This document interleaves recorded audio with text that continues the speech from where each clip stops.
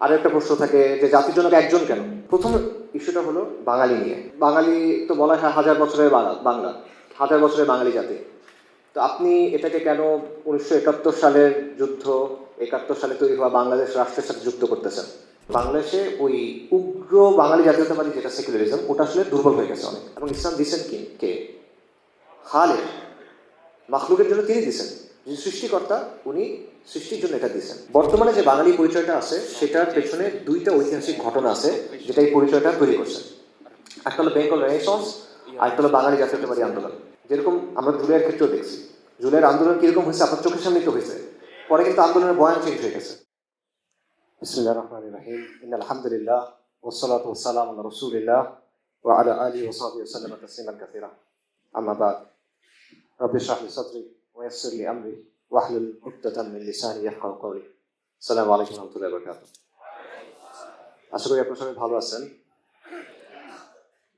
আসলে আমার বক্তব্যটা একটু আগে হওয়া উচিত ছিল।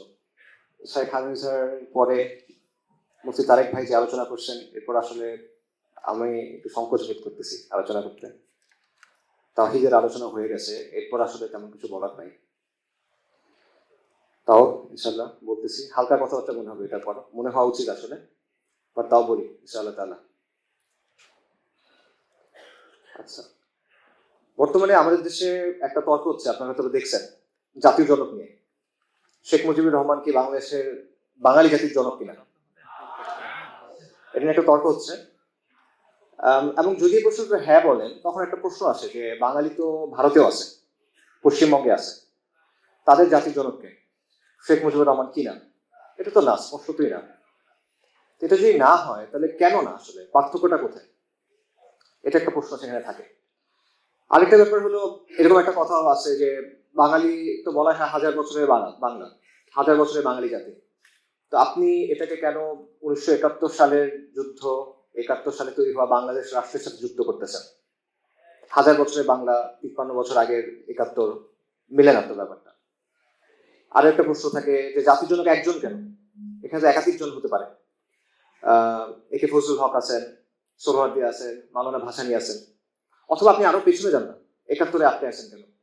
আরো অনেক পেছনে যাওয়ার তো সুযোগ আছে। অনেকে সুলতান শামসুদ্দিন ইলিয়াস শাহর কথা বলেন, তাকে আপনি বলেন। এই প্রশ্নগুলো রয়ে গেছে। আবার উল্টো দিক থেকে বলা হচ্ছে যে শেখ মুজিবুর রহমানকে যদি আপনি অস্বীকার করেন, প্রত্যাখ্যান করেন, তাহলে তো আসলে বাংলাদেশ রাষ্ট্র থাকে না। মানে 71-এর মাধ্যমে তো বাংলাদেশ রাষ্ট্রটা আলটিমেটলি আসছে। তো এটা যদি আপনি আসলে অস্বীকার করেন, তাহলে বাংলাদেশ রাষ্ট্রই থাকে না, তো তাকে আপনার মানতে হবে। এটাও একটা আলাপ আছে। তো এই যে তর্কগুলা, এই তর্কটা আমরা দেখতেছি, ঠিক আছে, বাট এই তর্কগুলোর পেছনে আসলে কি আছে? এই তর্কের পেছনে অনেকগুলো ব্যাপার আছে, ইম্পর্টেন্ট অনেকগুলো ব্যাপার আছে, বাট এর মধ্যে সবচেয়ে গুরুত্বপূর্ণ ব্যাপারগুলোর একটা হলো, এখানে একটা পরিচয়ের সংকট আছে। আমরা কে, আমরা কি, জনগোষ্ঠী হিসেবে আমাদের পরিচয়টা কি, এই জায়গায় একটা সমস্যা আছে, যেটা কোনো সুরাহা হয় নাই। 53 বছর পরে, 54 বছর পরে এর মধ্যে এই জিনিসটা সুরাহা হয় নাই। এই কারণে এটা নানাভাবে সামনে আসে, এবং এই জন্যই এই তর্কটা হচ্ছে। যেমন আমরা কি বাঙালি নাকি বাংলাদেশি, এটা নিয়ে কিন্তু কয়েক দশকের একটা তর্ক আছে। বাঙালি জাতীয়তাবাদ যেটা, এটা কি আসলে আমাদেরকে ধারণ করতে পারে কিনা, এটা নিয়ে প্রশ্ন আছে। মানে এটা আসলে কতটা ইনক্লুসিভ, এটা নিয়ে একটা প্রশ্ন আছে। এই যে বাঙালি পরিচয়টা, এটা নিয়ে কি আমরা একটা সভ্যতা তৈরি করতে পারবো কিনা, এই জায়গাতেও একটা প্রশ্ন আছে। আমাদের যে অস্তিত্বের সংকটগুলো আছে আমাদের সামনে, আঞ্চলিক, আন্তর্জাতিক, নিজেদের ভেতরে, এটা কি এই পরিচয়টা দিয়ে সমাধান করা সম্ভব কিনা, এই প্রশ্নগুলোর আসলে কোনো মীমাংসা হয় নাই। এবং আপনারা দেখবেন যে বাংলাদেশের সেকুলাররা এখন অনেক ধরনের আলোচনা করতেছে, সেমিনার করতেছে। এর মধ্যে একটা হলো যে ইসলাম প্রশ্ন নিয়ে। ইসলাম প্রশ্ন আসলে না, ইসলামটা তাদের একটা সমস্যা। ইসলাম সমস্যা নিয়ে তারা আসলে এটা করতেছে। কেন? কারণ যেই পরিচয় তৈরি করা হয়েছে, যেই সমাজ এবং রাষ্ট্র তৈরি করা হয়েছে, সেটা কিন্তু ইসলামকে অ্যাকোমোডেট করতে পারে নাই, ইসলামকে জায়গা দিতে পারে নাই বা দেয় নাই। অলরেডি আলোচনা হয়ে গেছে। তো এই কারণে এই সমস্যাগুলো রয়ে গেছে, যেটা আসলে মীমাংসা হয় নাই। তো আত্মপরিচয়ের এই সংকটটা, এটা আসলে সমাধান করা জরুরি। এটা কেন জরুরি? কারণ আপনি যদি কোনো জনগোষ্ঠীকে, অনেকগুলো মানুষকে, আপনি যদি চান যে তারা একটা শক্তিশালী হিসেবে, মানে যারা শক্তিশালী হিসেবে দাঁড়াবে এবং তারা একটা সভ্যতা তৈরি করবে, তখন তাদের একটা গ্রুপ আইডেন্টিটি লাগে, তাদের একটা সামাজিক সংহতি লাগে, তাদের একটা কালেকটিভ স্পিরিট লাগে। যেটার মাধ্যমে যেটাকে পুঁজি করে তারা সভ্যতা তৈরি করবে, সমাজ তৈরি করবে, যেটা একটা ভিত্তি হিসেবে কাজ করবে। এটা কার কথা? এটা ইবনে খালদুনের কথা। ইবনে খালদুন বলতেছেন যে আসাবিয়া নামে একটা জিনিস আছে যেটা চালিকা শক্তি হিসেবে কাজ করে সমাজ বা গোষ্ঠী বা জাতির। আসাবিয়ার একটা অর্থ, হাদিসের একটা অর্থ আছে যেটা নেতিবাচক অর্থ। ইবনে খালদুন একটু ডিফারেন্ট অর্থে ইউজ করছেন। উনি একটা গ্রুপ আইডেন্টিটি, সোশ্যাল কোহেশন এই অর্থে ইউজ করছেন, সামাজিক সংহতি বা গ্রুপ আইডেন্টিটি হিসেবে। এবং এটা শুধু ইবনে খালদুন না, এটা অনেকের কথায় আছে। এমিল ডোরকে একজন সোশিওলজিস্ট আছে, তাকে সমাজ বিজ্ঞানের জনক বলা হয়। তার একটা আইডিয়া আছে কালেকটিভ কনসিয়াসনেস, যে একটা সমাজের মানুষের মধ্যে শেয়ার যে বিশ্বাস, শেয়ার যে মূল্যবোধ থাকে, শেয়ার যে নর্মস থাকে, ঠিক আছে, এটাকে বলা হয়, এটা সমাজকে একত্রিত করে। এটা হলো কালেকটিভ কনসিয়াসনেস। এটা হলো একটা আঠার মতো যেটা সমাজকে এক করে রাখে। হেগেলের একটা কথা আছে ফোলস স্পিরিট, ফোলস গাইস্ট। এটা মানে হলো পিপল স্পিরিট। সহজ ভাষায় এটা অর্থ হলো একটা সমাজের সামষ্টিক সাংস্কৃতিক এবং রুহানি পরিচয়, আধ্যাত্মিক পরিচয়, স্পিরিচুয়াল পরিচয়, যে এটার ভিত্তিতে ওই সমাজের আইন, ওই সমাজের প্রথা, ওই সমাজের প্রতিষ্ঠান তৈরি হয়। এটার ভিত্তিতে ওই সমাজের ঐতিহাসিক যে পথ চলা, এটা নির্ধারিত হয়। এটা আপনার লাগবে, এটা ছাড়া হবে না। তো এই আপনি কালেকটিভ কনসিয়াসনেস বলেন, আপনি ফোলকসগাইস্ট বলেন, অথবা আপনি আসাবিয়া বলেন, এটার কোনোটা সমাধান হয় নাই। বাঙালি জাতীয়তাবাদ এগুলো আসলে দিতে পারতেছে না। বাঙালি জাতীয়তাবাদ এই সমস্যার সমাধান করতে পারতেছে না, এই পারপাস গুলো সার্ভ করতে পারতেছে না। এবং এই জায়গায় আত্মীয় পরিচয়ের সংকটটা আছে। এবং এই সংকটটা শুধুমাত্র ব্যক্তির জন্য না, এটা আসলে ব্যক্তির জন্য সমস্যা না, এটা সমস্যা মূলত সমাজের জন্য। এটা সমস্যাটা রাজনৈতিক, এটা সমস্যাটা সামাজিক, এটা সমস্যাটা সাংস্কৃতিক, ঠিক আছে। এবং সমাজের মধ্যে যদি একটা পরিচয় না থাকে, তাহলে সমাজের মধ্যে ফ্র্যাগমেন্টেশন হয়, বিভাজন হয়। এবং সেই বিভাজনের ফলে সমাজের মধ্যে অস্থিরতা দেখা দেয়, শাপলা শাহবাগ বা অন্যান্য আরো অনেক ধরনের বিভাজন এটা তৈরি হতে থাকবে। এবং এটা যতক্ষণ হবে ততক্ষণ আপনি আগাতে পারবেন না। তখন আপনি নিজের সমস্যার সমাধান করায় ব্যস্ত থাকবেন, আপনি আগাইতে পারবেন না। আপনি যে একটা শক্তি হিসেবে পৃথিবীতে হাজির হবেন, একটা সভ্যতা তৈরি করবেন, এটা আসলে পসিবল হবে না। তো এই জায়গাটাতেই আমাদের আলোচনাটা, যে এখানে একটা প্রবলেম আছে, এই প্রবলেমটা নিয়ে আলোচনা করা। তো এই আলোচনাটা স্ট্রাকচারটা আসলে কিরকম হওয়া উচিত? ইউজুয়ালি যেটা হয় যে প্রথমে বাঙালি জাতীয়তাবাদ নিয়ে কিছু আলোচনা হবে, তারপর বাঙালি বাংলাদেশি এই বাইনারিটা নিয়ে কিছু আলোচনা হবে, তারপর হয়তো একটা কনক্লুশনের দিকে যাবে। আমি আসলে এভাবে আলোচনা করতে চাচ্ছি না। আমি যেটা চাচ্ছি সেটা হলো প্রথমে ইসলামের জায়গা থেকে এই অবস্থানটা কেমন সেটা আমরা একটু বোঝা দরকার। এটা কেন বোঝা দরকার? কারণ হলো ইসলামটা হলো আলটিমেটলি আমাদের মাপকাঠি, কোরআন হলো আর ফুরকান। এবং যে কোনো কন্টেনশাস ইস্যু, যে কোনো ইস্যু যেখানে মতপার্থক্য আছে, এখানে যদি আপনি আপনার মাপকাঠিটা ঠিক করতে পারেন, আপনি যদি মৌলিক জায়গাটা ক্লিয়ার করেন, তাহলে অনেক কিছু তখন বোঝা সহজ হয়ে যায়। যে জিনিসটা নর্মালি মনে হবে অনেক জটিল, কমপ্লেক্স, সেটা আপনি দেখবেন মোটামুটি সহজ হয়ে যাবে। এবং আমরা যেহেতু ইসলামকে একটা পূর্ণাঙ্গ জীবন বিধান হিসেবে দেখি, ইসলামকে আমরা একটা ওয়ার্ল্ড ভিউ হিসেবে দেখি, ইসলামকে আমরা একটা সিস্টেম হিসেবে দেখি, তাই অবভিয়াসলি ইসলামের জায়গা থেকে আমাদের সলিউশন গুলো চিন্তা করতে হবে। এবং এটা আমাদের অবস্থান না, এটা কোরআন এবং সুন্নাহর অবস্থা, এবং এটা সালাফুস সালেহিনের অবস্থা, সাহাবায়ে কেরাম রাদিয়াল্লাহু আনহুম আজমাইনের অবস্থান। তারা দ্বীন ইসলামকে এভাবেই বুঝছেন, এভাবেই দেখছেন। সো আমরা ইসলামের জায়গাটা দেখার চেষ্টা করি। ইসলামের জায়গা থেকে ইসলাম হলো দীনুল ফিতরা। দীনুল ফিতরা মানে কি? মানুষের যে প্রকৃতি আছে, মানব প্রকৃতি যেটা আছে, এটার সাথে ইসলাম সামঞ্জস্যপূর্ণ। জীবনের যে চাহিদা আছে, জীবনের যে বাস্তবতা আছে, এটার সাথে ইসলাম সামঞ্জস্যপূর্ণ। এবং ইসলাম কোন একটা নির্দিষ্ট সময়ে, কোন একটা নির্দিষ্ট অঞ্চলের জন্য আসে নাই, কোন একটা নির্দিষ্ট জনগোষ্ঠীর জন্য আসে নাই। এটা আসছে কিয়ামত পর্যন্ত সবার জন্য। তার মানে কি? তার মানে হলো ইসলামের প্রশস্ততা আছে, ইসলামের সবকিছুকে অ্যাকোমোডেট করতে হবে, তাই না? আপনি যদি বলেন এটা সমগ্র মানব জাতির জন্য, কিয়ামত পর্যন্ত সব অঞ্চলের জন্য, তার মানে সবাই এটার মধ্যে আসতে পারবে। এবং ইসলাম দিচ্ছেন কি? কে? খালেক, মাখলুকের জন্য তিনি দিচ্ছেন, যিনি সৃষ্টিকর্তা, উনি সৃষ্টির জন্য এটা দিচ্ছেন। তাই এটা অবশ্যই মানুষ, মানে ওই গাড়ির ম্যানুয়াল গাড়ির সাথে মিলে, তাই না? এবং গাড়ি যিনি বানাইছেন উনি কিন্তু গাড়ির ম্যানুয়াল দিতে পারেন। আচ্ছা, তো এই জন্য ইসলামের ব্যাপারটা হলো এই ক্ষেত্রে, পার্টিকুলারলি এই ক্ষেত্রে স্থানীয় কালচারের ব্যাপারে বা স্থানীয় সংস্কৃতির ব্যাপারে, সমাজের ব্যাপারে, যে ইসলাম কিছু মৌলিক প্যারামিটার সেট করে দিচ্ছে, এমন কিছু সীমানা দিয়ে দিচ্ছে। এর ভেতরে আপনি জায়গা আছে বিভিন্ন জিনিস চুজ করার। কিছু এক্সাম্পল দেখি আমরা। যেমন মনে করেন ইসলাম এক অঞ্চলের খাদ্যাভ্যাস, খাদ্য, এক অঞ্চলের পোশাক, এক অঞ্চলের সামাজিক রীতিনীতি আরেক জায়গার উপর কিন্তু চাপায় দেয় না। ধরেন আরবরা খাবার খায়, তারা কিন্তু মশলা খায় না খাবারে খুব একটা। আবার আমরা স্পাইসি ছাড়া খাবার তেমন একটা জমে না আমাদের। ইসলাম কিন্তু আপনাকে বলে নাই যে আপনি আরবের খাবার পছন্দ করতে হবে। ভাষার ক্ষেত্রে দেখেন, ইসলাম কিন্তু আপনাকে বলে নাই, ধরেন আফ্রিকার কোনো মানুষকে ইসলাম কিন্তু বলতেছে না যে তুমি পারস্যের ভাষায় কথা বলো। অথবা পারস্যের মানুষকে বলতেছে না তুমি আফ্রিকার ভাষায় কথা বলো। অবশ্যই কোরআনের ভাষা হিসেবে, সুন্নাহর ভাষা হিসেবে, নবী সাল্লাল্লাহু আলাইহি ওয়াসাল্লামের ভাষা হিসেবে, ইলমের ভাষা হিসেবে আরবির একটা অবশ্যই আলাদা অবস্থান আছে, এটা কোনো ডাউট নাই। কিন্তু কোনো ভাষাকে ইসলাম কিন্তু নাকচ করে না। বাংলাকে হিন্দুয়ানি ভাষা বলে একটা প্রচারণা এখানে ছিল, এটা কিন্তু ইসলামের অবস্থান না। এটা হলো পাকিস্তানি যারা এলিট ছিল, পাঞ্জাবি যারা এলিট ছিল তাদের অবস্থান, এটা ইসলামের তো কোনো অবস্থান না। একইভাবে দেখেন ইসলাম বৈচিত্র্য অ্যাকোমোডেট করে। ধরেন শরীয়তের সাথে সাংঘর্ষিক যতক্ষণ পর্যন্ত কোনো কিছু না হচ্ছে তখন পর্যন্ত যে কোনো বৈচিত্র্য ইসলাম অ্যাকোমোডেট করতে পারে। আপনি পোশাকের ক্ষেত্রে দেখেন যে টুপির স্টাইলও কিন্তু ডিফারেন্ট বিভিন্ন এলাকাতে। সেন্ট্রাল এশিয়া দেখেন, আবার আফ্রিকা দেখেন, আরব দেখেন, ভারত উপমহাদেশ দেখেন, মালয়েশিয়া দেখেন, ইন্দোনেশিয়া দেখেন, টুপির স্টাইল ডিফারেন্ট, পোশাকের স্টাইল ডিফারেন্ট, পাগড়ি বাঁধার স্টাইল ডিফারেন্ট, রাইট? কিন্তু শরীরের সীমার ভেতরে, শরীরের সীমার ভেতরে হতে হবে, এর বাইরে যাওয়া যাবে না। জিলবাবের রং দেখেন, আরবদের ক্ষেত্রে জিলবাবের এক রকমের রং আছে, আফ্রিকানরা জিলবাবের আরেক রকম রং পছন্দ করে, খোরাসানে তারা নীল রঙের জিলবাবটা পছন্দ করে। এখানে সব এই আছে, পার্থক্য আছে, এটা প্রবলেম নেই যতক্ষণ পর্যন্ত এটা শরিয়ার ভেতরে আছে। যতক্ষণ ইভেন আর্কিটেকচারের ক্ষেত্রে, স্থাপত্যকর্মের ক্ষেত্রে, ক্যালিগ্রাফির ক্ষেত্রে আপনি দেখবেন যে পার্থক্য আছে। এই পার্থক্যগুলোর ক্ষেত্রে কোনো সমস্যা নেই, কারণ ইসলাম সবাইকে অ্যাকোমোডেট করে এবং ইসলাম শুধুমাত্র কোনো একটা নির্দিষ্ট জাতি গোষ্ঠীর জন্য আসে নাই, সবার জন্যই আসে। এবং আল্লাহ সুবহানাহু ওয়া তাআলা কি বলছেন, হুয়াল্লাযী খালাকাকুম মিন নাফসিন ওয়াহিদা, আমরা সবাই তো আদম আলাইহিস সালাম থেকেই আসছি। তাই এবং নবী সাল্লাল্লাহু আলাইহি ওয়াসাল্লামের অবস্থান কি ছিল, হাদিসে কি আসছে যে আরবের উপর অনারবের কোনো প্রাধান্য নেই, মানুষের মধ্যে মাপকাঠি কি হবে, মাপকাঠি হবে তাকওয়া। সো এই জিনিসটা বোঝা দরকার যে অঞ্চল ভেদে মানুষের মধ্যে রুচি, সংস্কৃতি, মেজাজ, চিন্তা এগুলোর পার্থক্য হয় এবং এই পার্থক্যগুলোর অস্তিত্ব আপনার স্বীকার করতে হবে। এটা আপনি যদি প্রেশার দেন এটা নষ্ট হয়ে যাবে, জোর করতে পারবেন না। কাজে শরিয়ার সীমার ভেতরের থেকে আপনি যদি এটা অ্যাকোমোডেট করেন তাহলে ওটাই বেনিফিশিয়াল। এবং ইসলামী ভাবে আমরা যখন সিয়াসা শরিয়ার জায়গা থেকে চিন্তা করবো, যে উম্মাকে যখন আপনি চিন্তা করবেন যে কিভাবে তাকে রাজনৈতিকভাবে এক করা যায়, তখন এই বিষয়গুলো আপনার মাথায় রাখতে হবে, আপনি জোর করে প্রেশার দিয়ে করতে পারবেন না। সো ইসলামের অবস্থানটা হলো এটা।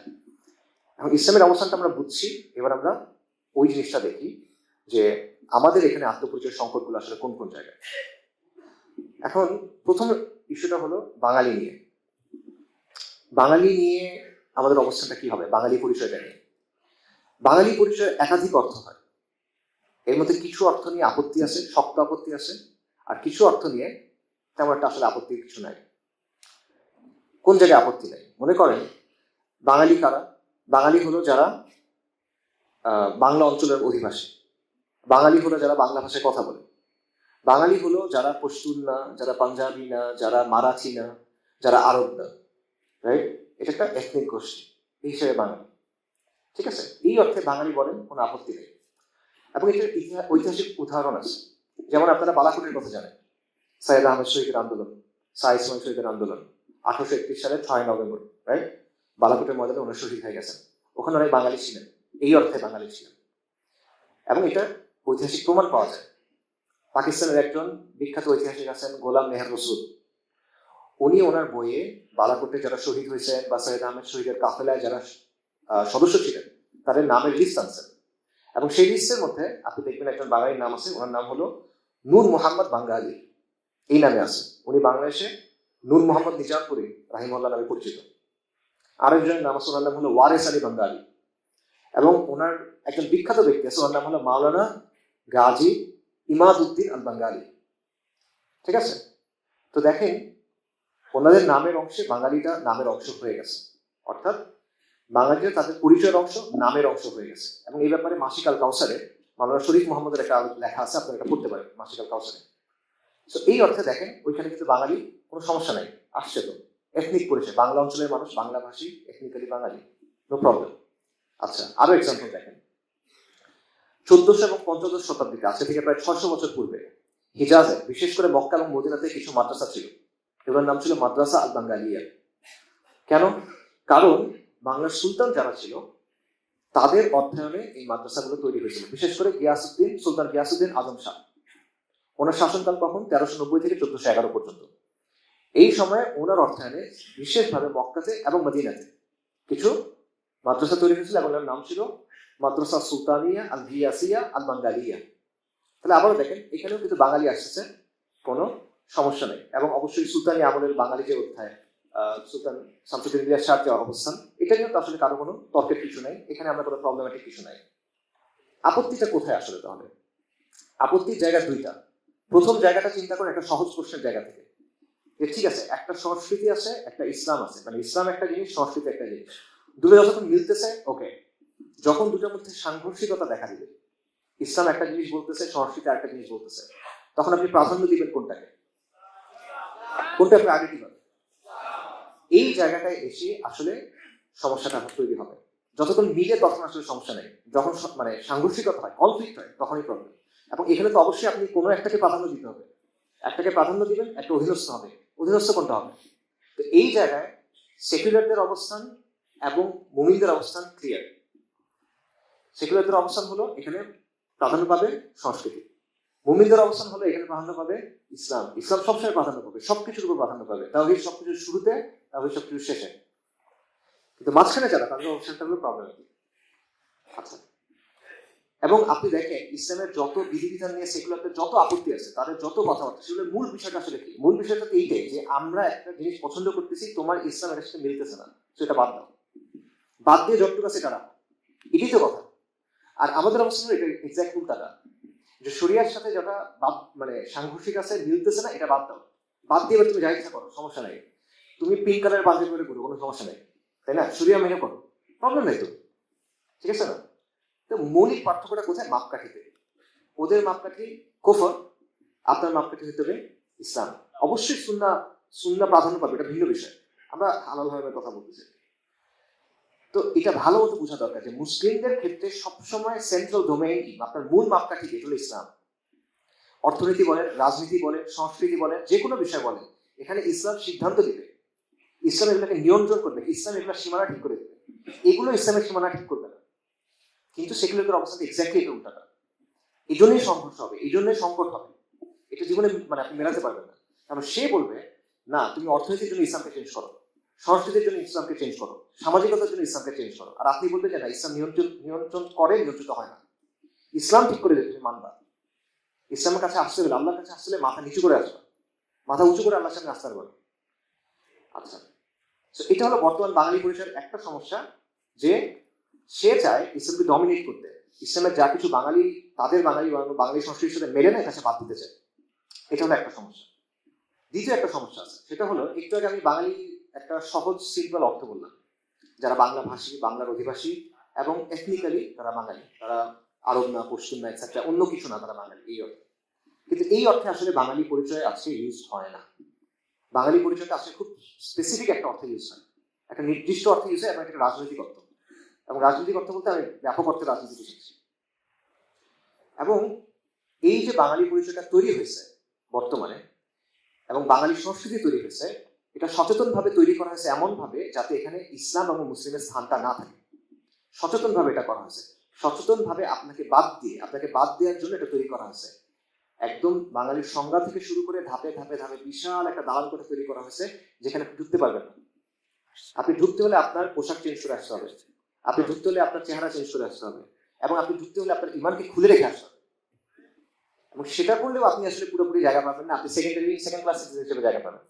তো এই পরিচয় এটা তৈরি করা হচ্ছে বাঙালি, এটা সম্প্রীতির জন্য করা হয় নাই, এটা করা হচ্ছে শোষণের জন্য, এটা ঐক্যের জন্য করা হয় না, এটা হচ্ছে নিয়ন্ত্রণের জন্য। এবং এই যে রাজনৈতিক প্রকল্পের অংশ হিসেবে এটা আসছে, এটা এতটা আষ্টে পৃষ্ঠে জড়ায় আছে, যেটা আপনি এখান থেকে বের করতে পারবেন না। মানে আপনি যদি চিন্তা করেন ঠিক আছে, একটা রাজনীতি আছে, একটা পরিচয় আছে, মিলে গেছে, আমি আলাদা করি, এটা করা সম্ভব না। ব্যাপারটা এতটা মানে ক্লোজলি এবং গভীরভাবে মিশে গেছে।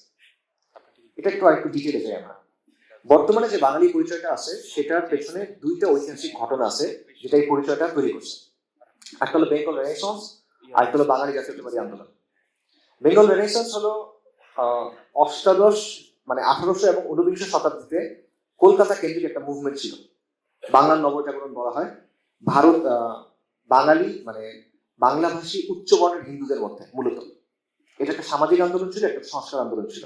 এবং এটার মাথাদের নাম আপনারা সবাই জানেন, রামমোহন রায়, দেবেন্দ্রনাথ ঠাকুর, ঈশ্বরচন্দ্র বিদ্যাসাগর, বঙ্কিমচন্দ্র চট্টোপাধ্যায়, পরবর্তীতে আরো অনেকে। এটা হিন্দু সমাজের ভিতরে একটা সমাজ সংস্কার আন্দোলন ছিল, এটা হইতেই পারে, কিন্তু যেহেতু এটা হিন্দু সমাজের ইন্টারনাল একটা আন্দোলন ছিল, এই কারণে তারা বাঙালি সংস্কৃতির যে চেহারাটা নিয়ে আসছে, বাঙালি সংস্কৃতির যে ধারণাটা নিয়ে আসছে, ওটা প্রভাবিত ছিল কি দিয়ে? হিন্দু ধর্ম দিয়ে। হিন্দু ধর্মের যে আচার আছে, অনুষ্ঠান আছে, পুরাণ আছে, মিথোলজি আছে, সেইটার প্রভাব পড়ছে সেখানে। এবং এটা বেসিক্যালি হিন্দু ধর্মের একটা সাংস্কৃতিক রূপ হিসেবে সামনে আসছে। ঠিক আছে? এই জন্য দেখবেন অনেকেই বলে, আগেই কথাগুলো শোনা যেত না, এখন কিছুটা শোনা যায়, যে এটা বাঙালি জাতীয়তাবাদ বলা হয়, এটা আসলে হিন্দু জাতীয়তাবাদ, এটা অনেকে বলে। তো বেসিক্যালি তারা হিন্দু ধর্মের একটা সাংস্কৃতিক রূপ প্রকাশ করছে বাঙালির পরিচয়ের মাধ্যমে, এবং সচেতনভাবে এটা ছিল হিন্দু ঘনিষ্ঠ বা হিন্দু এডজেসেন্ট। ঠিক আছে? তো এইখানে ইসলাম এবং মুসলিমের তেমনটা আসলে কোনো জায়গা নেই। পাশাপাশি তাদের আরেকটা ইন্সপিরেশন ছিল এগুলোর পেছনে, এটা রেনেসান্স থেকেই বুঝবেন, ইউরোপ। যে ইউরোপের আদলে আমাদের পুনর্গঠন করতে হবে, ইউরোপের চিন্তা গ্রহণ করতে হবে। ঠিক আছে? তো তারা ব্যাপকভাবে ইউরোপিয়ান এনলাইটেনমেন্টের চিন্তাধারা প্রভাবিত ছিল।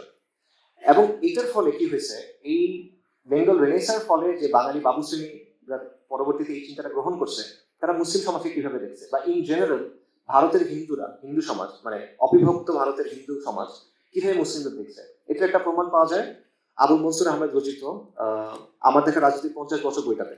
উনি ওখানে বলতেছেন, যখন ব্রিটিশ বিরোধী আন্দোলন হচ্ছে, তখন হিন্দু এবং মুসলিম একসাথে হয়ে আন্দোলন করবে, এরকম একটা চিন্তা ছিল, বা হয়েছেও অ্যাকচুয়ালি।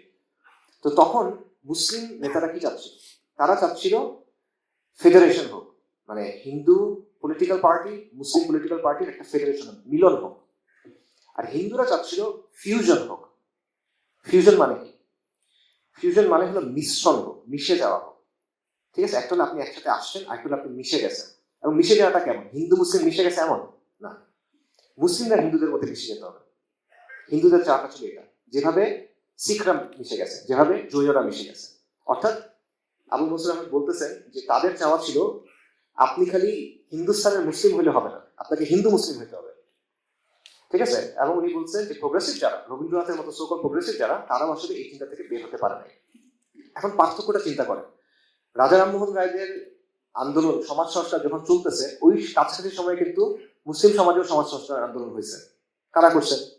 শাহুলিল্লাহ মুহাদ্দিস সিরাজি করছেন, তাইউনি আন্দোলন, ফরাইজি আন্দোলন, এরকম নানা আন্দোলন হয়েছে। তাদের আন্দোলনের ভিত্তি কি ছিল?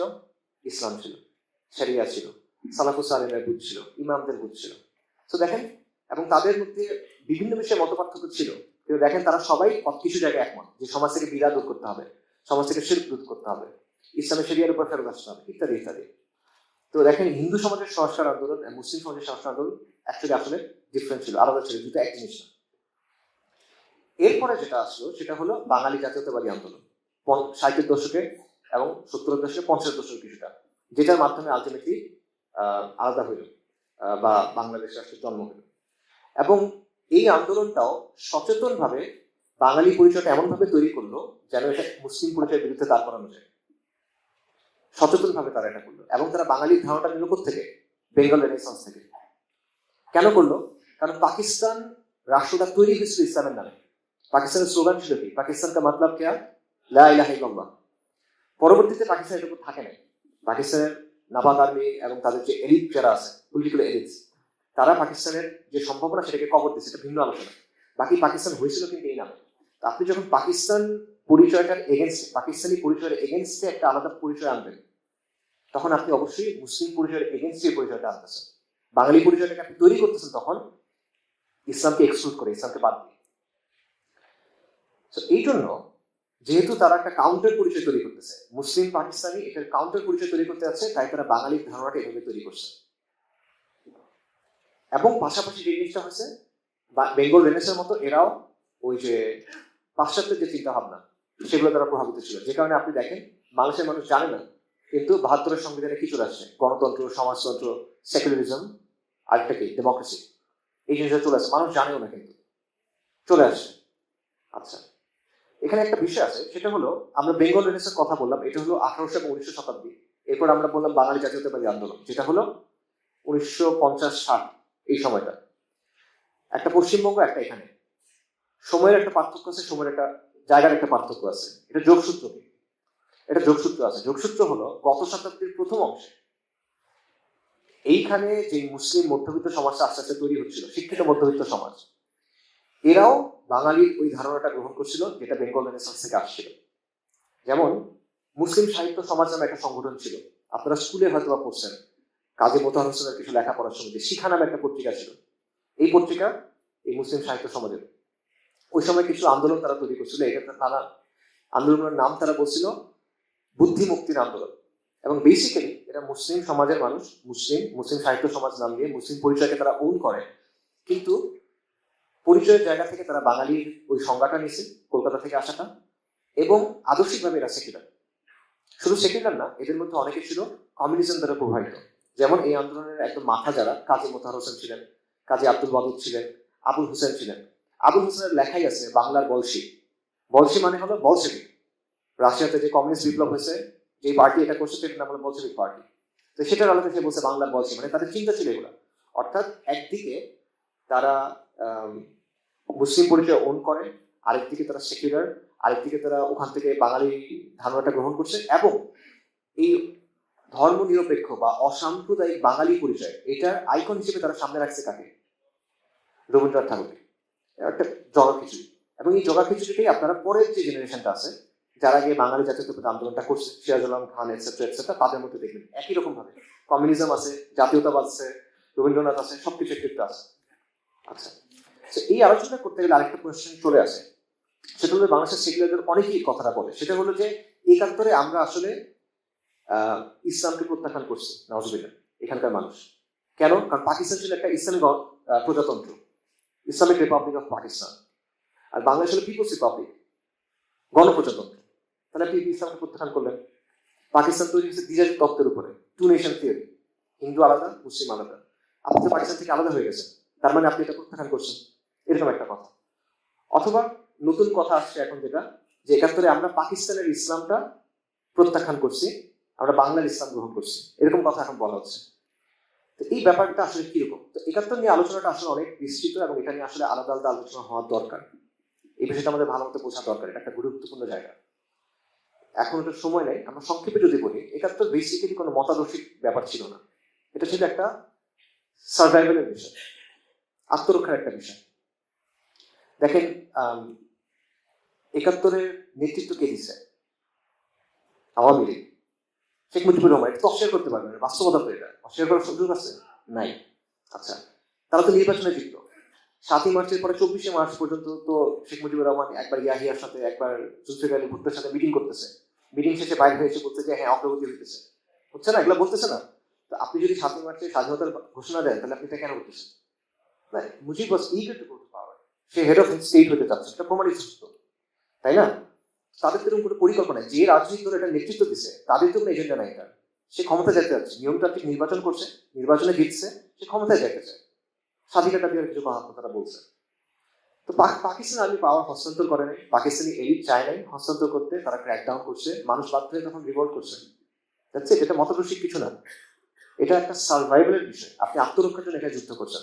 তো এখানে এটা বলার কোনো সুযোগ, অবশ্যই এখানে এটা সত্য কথা যে ছাত্রদের মধ্যে কিছু অংশ ছিল, সিরাজ আলম খান টাইপের যারা ছিল, নিউক্লিয়াস বা এই টাইপের যারা ছিল, যে তারা অনেক আগে থেকেই চিন্তা ভাবনা এরকম ছিল তাদের। ছাত্রদের মধ্যে কিছু ছিল, জাতীয়তাবাদীদের মধ্যে কিছু এরকম ছিল, কমিউনিস্টের মধ্যে ছিল, এটা বাস্তবতা। বাট তারা কিন্তু ছাত্রদের মধ্যে মেজরিটি না।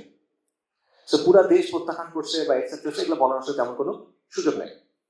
এবং পাশাপাশি এখানে অবভিয়াসলি ইন্ডিয়ার বিভিন্ন ম্যাশিনেশন ছিল, ইন্ডিয়ার বিভিন্ন গেম ছিল, তাদের বিভিন্ন চাল ছিল, এগুলো বাস্তবতা। কিন্তু স্টিল এটা বলার আসলে কোনো সুযোগ নাই যে এই জিনিসটা এর মাধ্যমে বাংলাদেশের মানুষ সেকুলারিজমকে গ্রহণ করে নিয়েছে, এটসেট্রা এটসেট্রা। এবং এটা প্রমাণিত আছে, এটা নিয়ে অনেক রিসার্চও আছে। একটা রিসার্চ করি, সেটা হলো হাওয়ার্ড শুমান নামে একজন সোশিওলজিস্ট আছেন, ইউনিভার্সিটি অফ মিশিগানের প্রফেসর ছিলেন। ১৯৭২ সালে ওনার একটা পেপার বের হয়েছে, সেখানে উনি একটা জরিপের ফলাফল তুলে ধরছেন। এই জরিপটা উনি পূর্ব পাকিস্তানে করছিল ১৯৬৪ সালে। এই জরিপের উদ্দেশ্য ছিল যে তৎকালীন পূর্ব পাকিস্তানের বাঙালি যারা, তারা বাঙালি জাতীয়তাবাদকে কিভাবে দেখে। তো এই জরিপে তারা কোয়েশ্চেন করছিল 4টা, জরিপে তারা ১,০০১ মানুষের ইন্টারভিউ নিছে, বেশিরভাগই হলো চাষি অথবা শ্রমিক। তো তাদেরকে জিজ্ঞেস করছে যে আপনি কি নিজেকে পাকিস্তানি বলেন, আপনি কি নিজেকে বাঙালি বলেন, নাকি আপনি কোনো জেলা বা বিভাগের মাধ্যমে নিজের পরিচয় দেন, মানে আপনি নিজেকে কি বলে পরিচয় দেন, এটা ছিল প্রশ্নটা। তো উনি দেখছেন যে ৪২% বলতেছে যে আমি কুমিল্লার লোক বা আমি নোয়াখালীর লোক, মানে সে তার জেলা বা বিভাগ দিয়ে পরিচয় দিচ্ছে। আর ৪৮% বলতেছে আমি পাকিস্তানি। ঠিক আছে, অল্প কিছু মানুষ বলছে যে তারা ঠিক আছে আমরা বাঙালি, প্রথমে আমরা বাঙালি, এবং এরাও বাঙালি পরিচয়ের সাথে ইসলামের কোনো সংঘাত দেখে না। অর্থাৎ ওই যে আমাদের গবেষক হাওয়ার্ড শুম্যান, সে কনক্লুশন টানতেছে বা উপসংহার টানতেছে যে পূর্ব বাংলার সাধারণ মানুষ তারা ইসলাম এবং বাঙালি পরিচয়ের মধ্যে কোনো সংঘাত দেখে নাই, এখানে তারা কোনো প্রবলেম দেখে নাই। এবং 71 সালে যে যুদ্ধ, এটা ছিল একটা ন্যাচারাল রিয়াকশন। আচ্ছা, এবং এই যে ব্যাপারটা যে বাঙালি পরিচয়ের সাথে একটা সাংঘর্ষিকতা ইসলামের, এই জিনিসটা সাধারণ মানুষের মধ্যে ছিল না, এটা ছিল শহুরে শিক্ষিত অল্প কিছু মানুষের মধ্যে।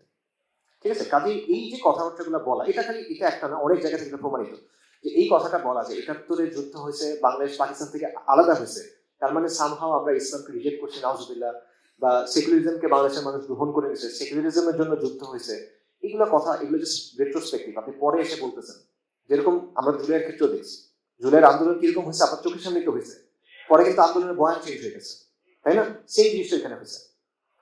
একটা স্লোগান ছিল তুমি কি আমি কে রাজাকার রাজাকার, এই স্লোগান কিন্তু পরে চেঞ্জ হয়ে গেছে, তাই না? একইভাবে ওই হয়েছে, এরপরে আপনি সংবিধান যখন হয়েছে সেখানে অনেক জিনিসগুলো চলে আসে, এরকম একটা ব্যাপার হয়েছে। সো বাঙালি পরিচয় নিয়ে সমস্যাটা কোথায়? সমস্যাটা হলো আমরা দুটো জিনিস দেখলাম যেখান থেকে বাঙালি পরিচয়টা তৈরি হয়েছে, একটা হলো বেঙ্গল রেনেসা, একটা হলো বাঙালি জাতীয়তাবাদী আন্দোলন।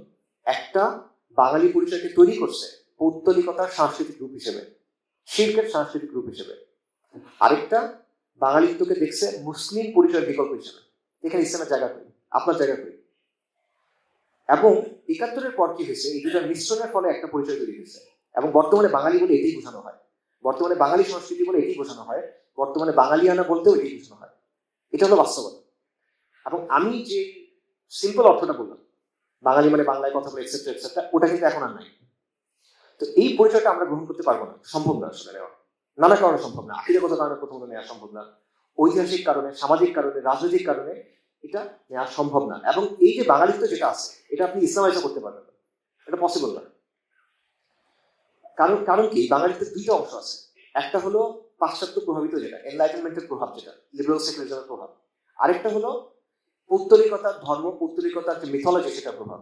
এই দুটো নিয়ে কি করবেন আপনি এখন? এটা থেকে আপনি কি সরাবেন, কি রাখবেন, কি বাদ দিবেন? ওই যে ঠক মাসে গা উজাতে একটা কথা আছে, থাকবে নাকি সেটা? আচ্ছা, তো ওই সিম্পল অর্থ আর নাই। এই জায়গাতে আসলে আমাদের ওই বাঙালিত্বটা আছে, যেটা আসে কলকাতা হয়ে ওই ঢাকা ইউনিভার্সিটি হয়ে, এই বাঙালিত্বটা আমাদের কাছে আছে। তো এখন এটার বিপরীতে আপনি কি করবেন? এই পরিচয় দিয়ে তো হচ্ছে না, আমরা শুরুতেই বললাম যে এই পরিচয় দিয়ে আপনার আসাদিয়া তৈরি হবে না, এটা দিয়ে আপনার ফোক স্পিরিট হবে না, এটা দিয়ে আপনি পারতেছেন না, এটা আসলে হচ্ছে না। আপনি কি করবেন? আপনি বিকল্প পরিচয় নির্মাণ করবেন। তো বিকল্প কি হবে? তো এটার কিছু প্রস্তাবনা আছে, বিকল্প কি কি হবে। একটা হলো আপনাদের এলাকার সাথে জড়িত লালন পন্থা, এটা একটা প্রস্তাবনা আছে। আরেকটা আছে কামালি পন্থা, এটা লালন পন্থার ছোট ভাই টাইপের মনে করেন। আরেকটা হলো যে আরো পিছনে যাওয়া, সুলতানি আমল টামল এসব দিকে যাওয়া।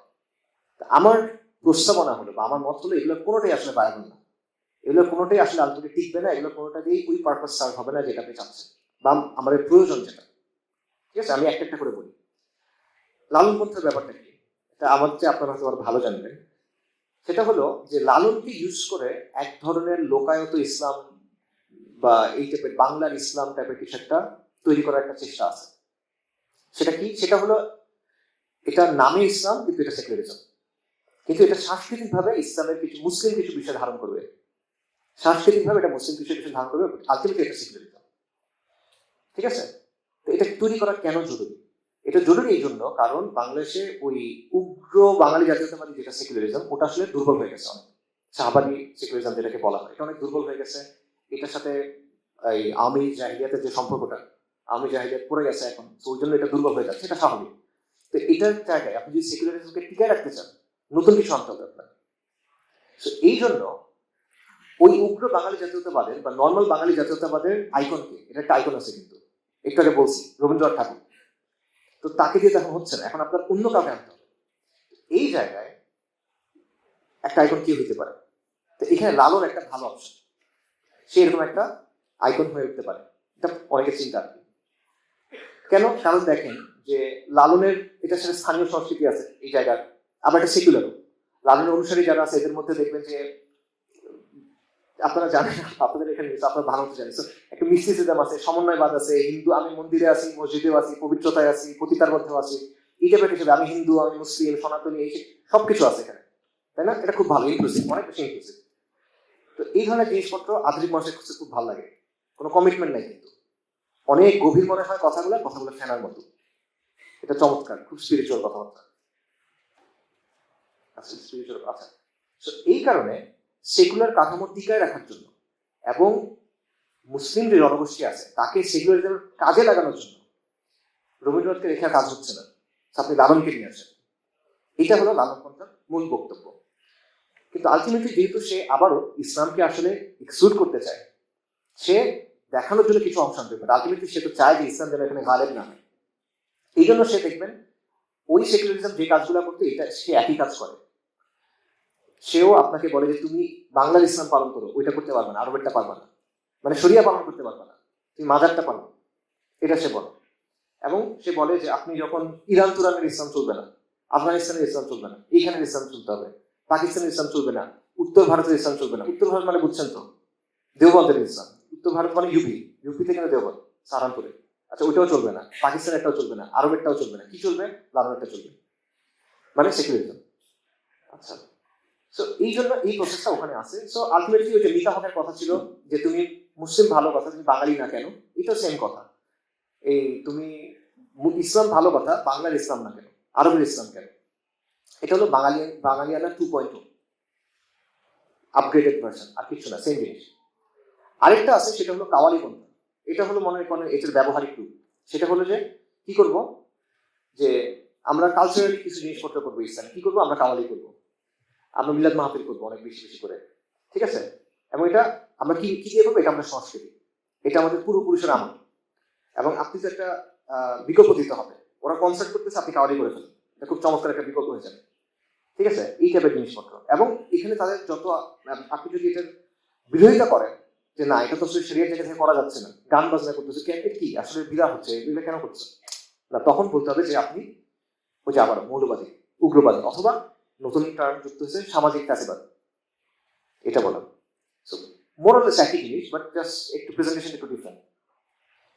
এবং এখানে প্রেজেন্টেশন দেখেন তারা যুক্তিগুলো কিরকম, যে মাজার হলো হাজার বছর ধরে আমাদের বাবারা মাজারে গেছে, আমাদের অঞ্চলের সাথে জড়িত, মিলাদ এখানে জড়িত।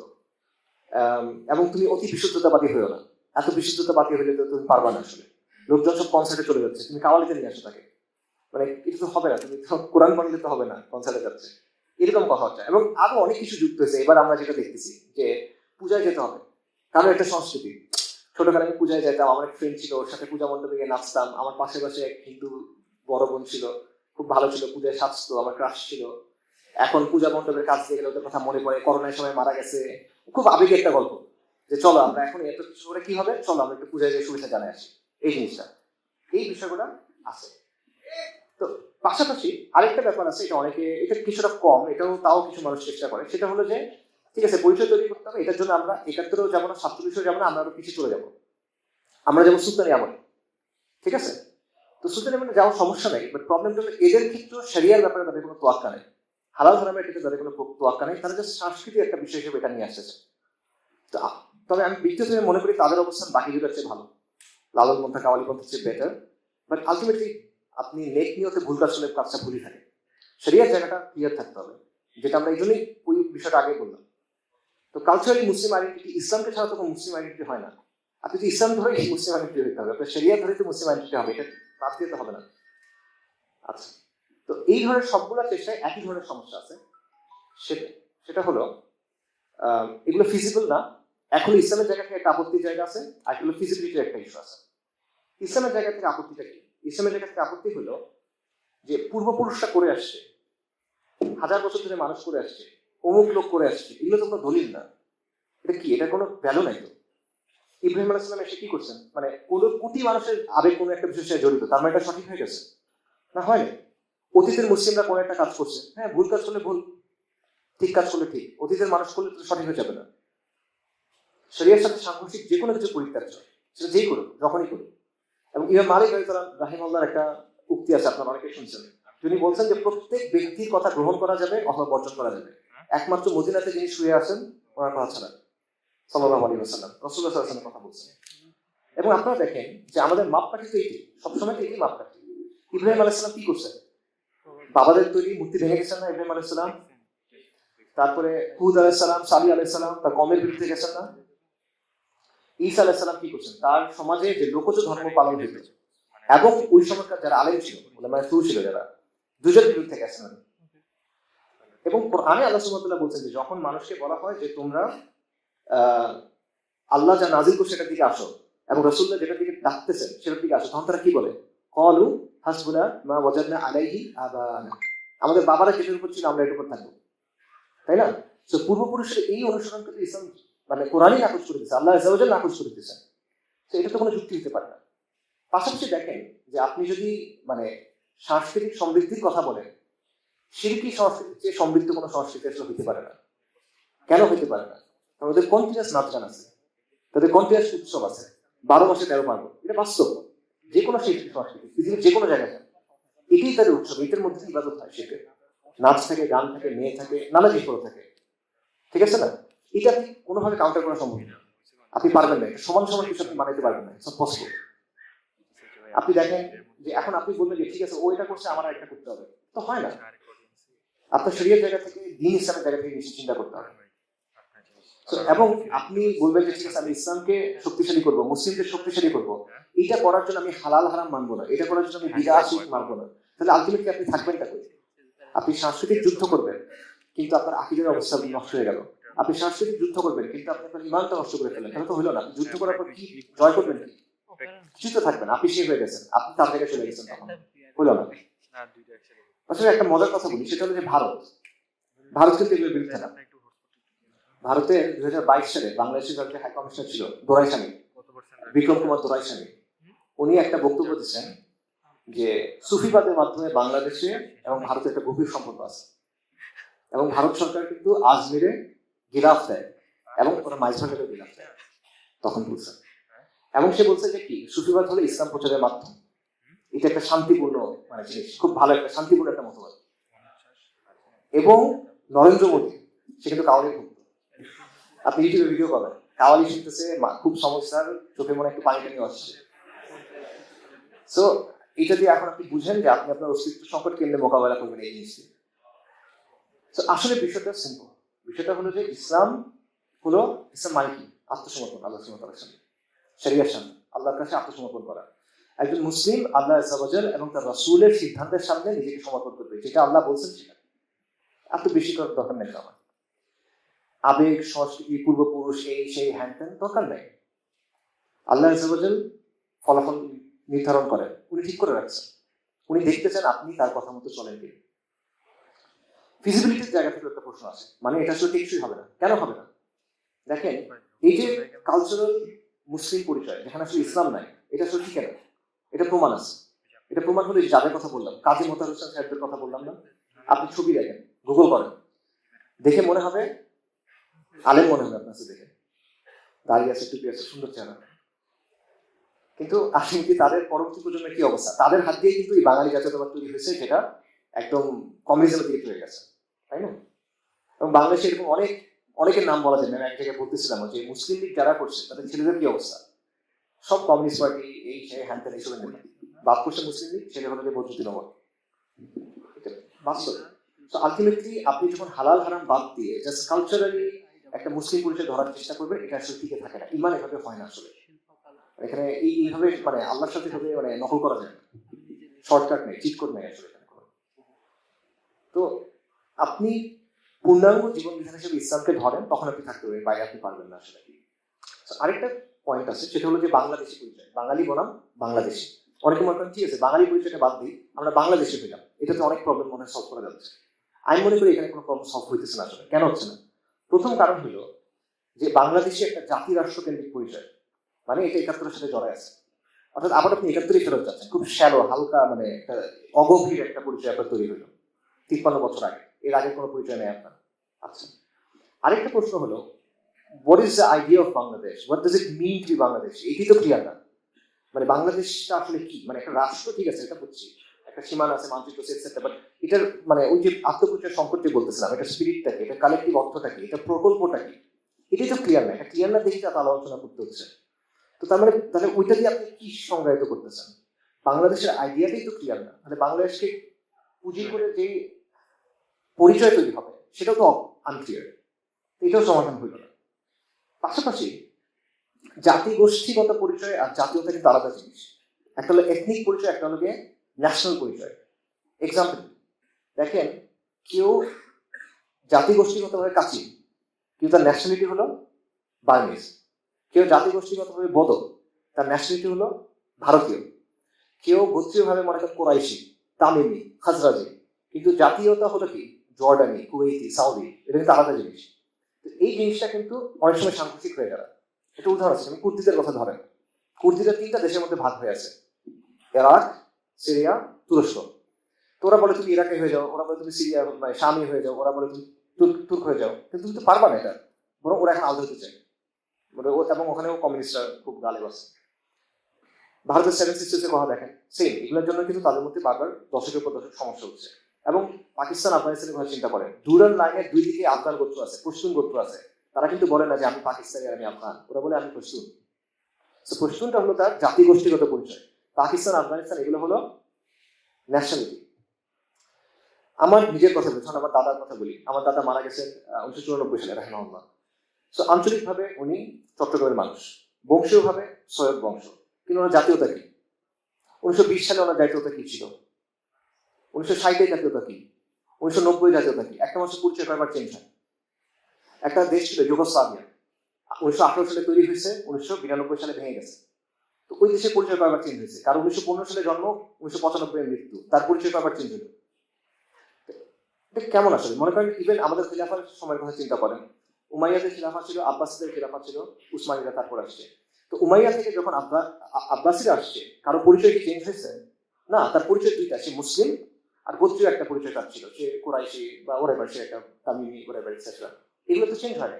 তার বায়াত চেঞ্জ হয়েছে, কিন্তু তার পরিচয় চেঞ্জ হয় না। রাজনীতির সাথে তার পরিচয় কিন্তু চেঞ্জ হয় না, কিন্তু এখানে তো চেঞ্জ হবে আপনার। আমার চোখের সামনে এগুলো করতেছে।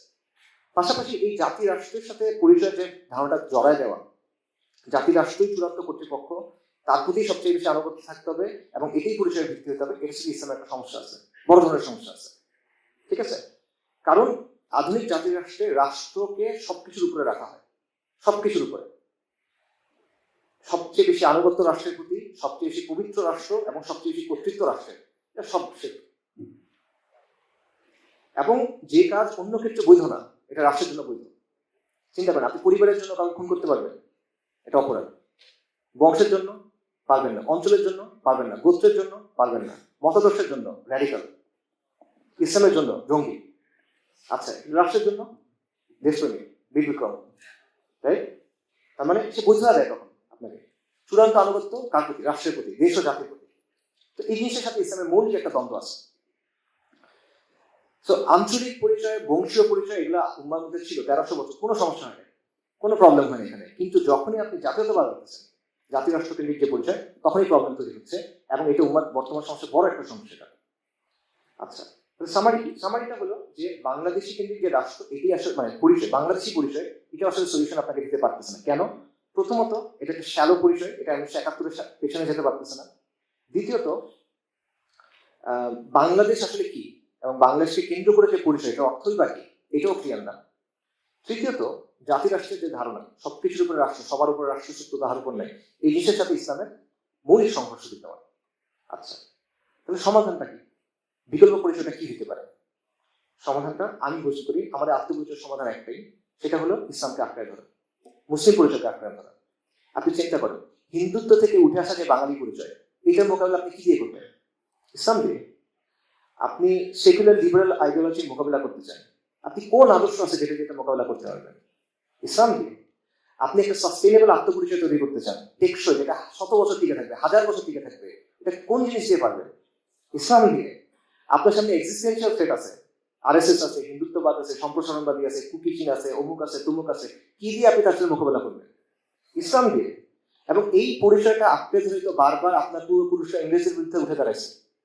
বালাকোট থেকে বারাসাত কি নিয়ে উঠে দাঁড়াইছে? ইসলাম নিয়ে। শামিলি থেকে সিত্তানা কি নিয়ে উঠে দাঁড়াইছে? ইসলাম নিয়ে।